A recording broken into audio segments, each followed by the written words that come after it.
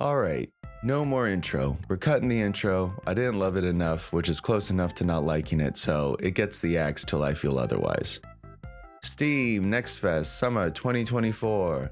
I skipped April and May, and though I moved 2,749 miles, I still diligently played almost every demo that came out on Steam, but I couldn't bring myself to make an episode for them. There were games I enjoyed, but at the end of the day, I didn't feel compelled, and there were so few, nothing screamed for that big of an expose on my part. I think devs were waiting for Steam Next Fest when the most eyeballs were on the demos page. But that's just my guess. And dang, June's been crazy. All sorts of game fests. Cozy Fest, Next Fest, Summer Fest, Future Fest. Was there an Indie Fest? Too many fests. So I'm just gonna clump them all together because I can't be bothered with specificity. And I'm just trying to play some games, you know? I'm just a little gamer boy trying to look at some pretty pictures, you know? Sad little gamer boy all alone in the middle. The Crush House, developed by Nereal and published by Devolver Digital. The Crush House is a run-based first-person documentary sim of documenting contestants on a reality show, much like the real world, but focused more on love stuff. Playing with many mechanics we have known from Pokemon Snap and other alternate gameplay pioneers, it places you in the role of a new show producer, shooting footage of the roommates, subjects that will fight, laugh, and love their way to the entertainment or boredom of your ultimate judges, the audience. Balancing what the audience craves, the roommates want, and the need to cram as many commercials into every episode for funding is a diverse and agency-fueled game loop. Part of me has hopes for a deeper, darker twist to the fun of Crush House, but if not, I also think the comedic approach to cynically participating in reality show culture is working to some degree, which of course had no small part in helping us become our current state of endless social media posting and terminal online monsters. And living in the shoes of a reality show producer is pretty dark in itself. It was a fun demo, and I hope there is something secret in there somewhere. The Crush House is due to release August 9th, 2024. Airborne Empire, developed by the Wandering Band LLC and published by them and Wandering Fawn Publishing, Airborne Empire possesses the ability to combine a city builder RTS and a pseudo-physics sim thing elegantly. Starting as a small little guy and building up streets and buildings through resource gathering gives every action a bigger impact than a standard city builder. The added mechanics of balancing the ship and its toy-like manner swinging back and forth with weight variation is aesthetically pleasing and reminds me of Lego snapping together as a kid. And it pairs nicely with the limits of lift power to the floating city, forcing the player to deeper engage with upgrades instead of just adding more fan, turbine, airlift things. There's a wide variety of music that accompanies the world, which goes in cooler places than I expected. What I would describe as a kinda 60s meets Ghibli Studios meets the Kings of Convenience. There does seem to be some sort of larger story in the world going on, and all in all, I'm definitely going to be returning to Airborne Empire, which is due for release Q3 of this year, 2024. Demonschool, developed by Necrosoft and published by Ysbrid Games. Okay. I kept missing previous demos of this game and was heavily invested in its style and its particular inspirations. So this time around, I made sure to get a decent playtime in. Fashioned after early Persona games, it delivers a unique and modern approach to what a tactics-based RPG can be, with characters that actually seem a bit more fun and original than many other in its genre, and a fair amount of inside jokes. There is a more playful but dark attitude and atmosphere than I expected, and it's better for this.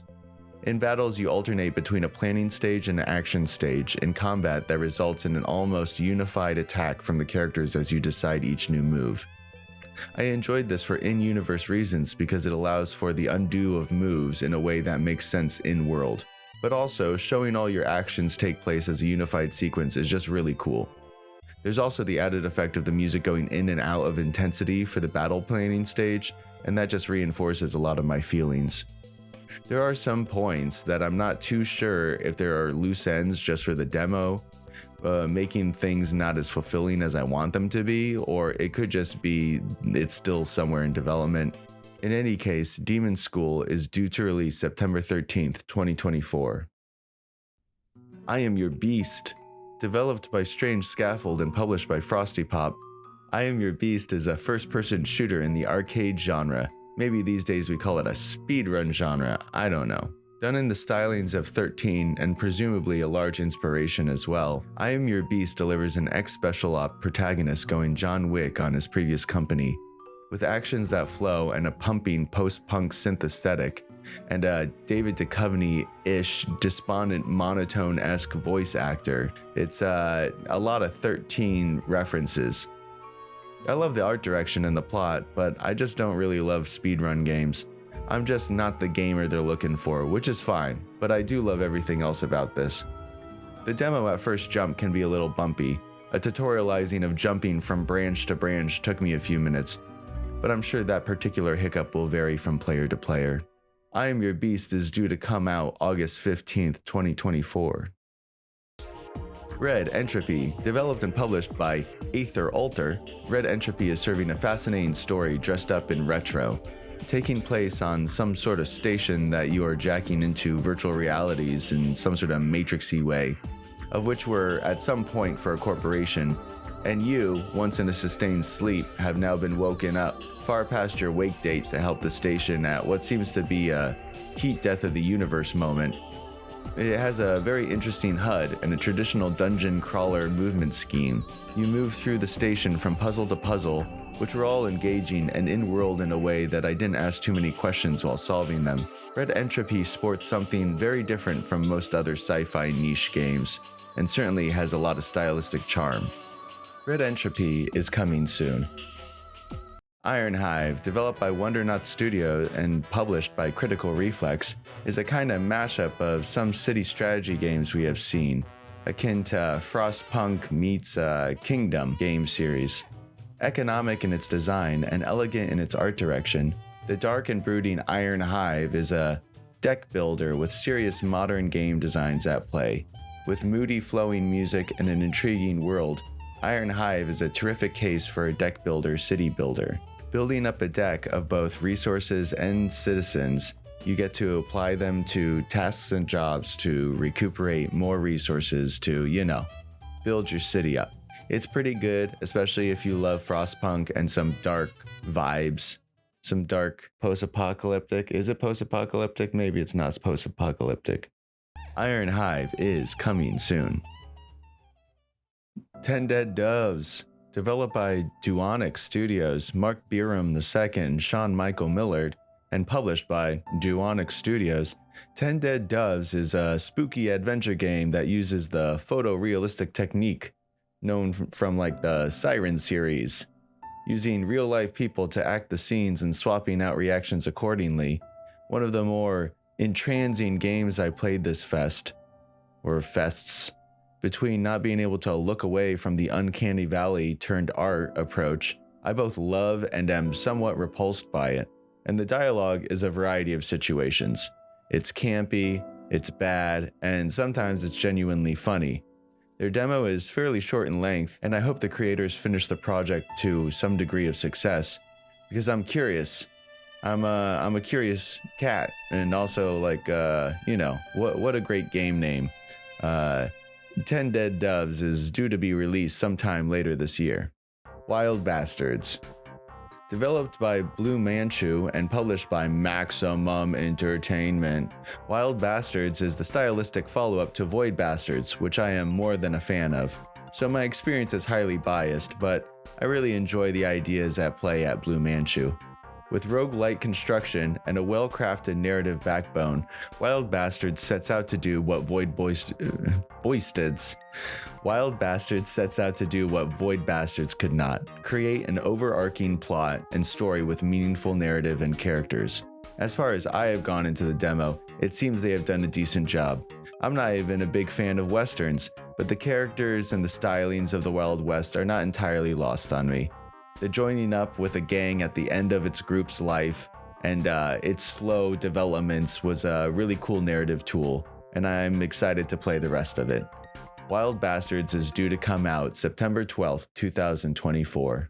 Sonokuni is developed by Don Yasa Crew and published by Kakahashi Games, giving me a heaping dose of Hotline Miami meets the opening scene of Elfen Lied.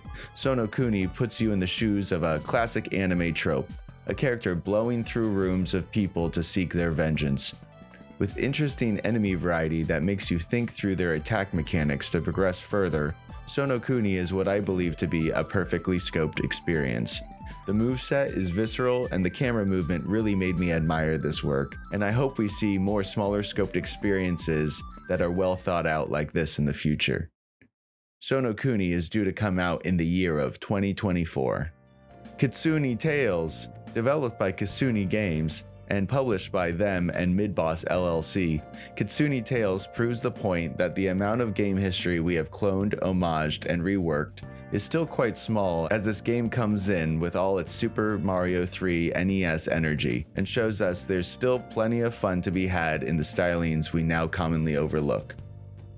At times, it feels like this is the game that came out in another timeline and not a game about a couple of plumbers in 1984 or whatever year that is. The characters and setting make a ton of sense to me, or maybe I just watched too much Inuyasha. In any case, it's super well crafted and shows its inspirations on its sleeves, and honestly, I loved it. Kitsune is due to come out August 1st, 2024. Well, that's it for Volume 1 of Summer Steam Fest demos. I'm still a little bit not settled in a new life, which means my consistency will be a little bit off this time around. I didn't get to do just a dedicated week to the fest, and I have to slowly release these following weeks for better or for worse. I don't even have a mic stand anymore. Jeez Louise. Well, if you have any recommendations, inspirations, salutations, feel free to reach out. If you think I love or hate something, I want to know. This has been Fib Likley, and play games. Because even though you used to play Call of Duty co-op with your ex, and now it feels like the whole experience is ruined, doesn't mean you can't slowly ease back into it. Find the joy you once had with new people in your life. Dip your toes in. You might just realize the water still feels fine.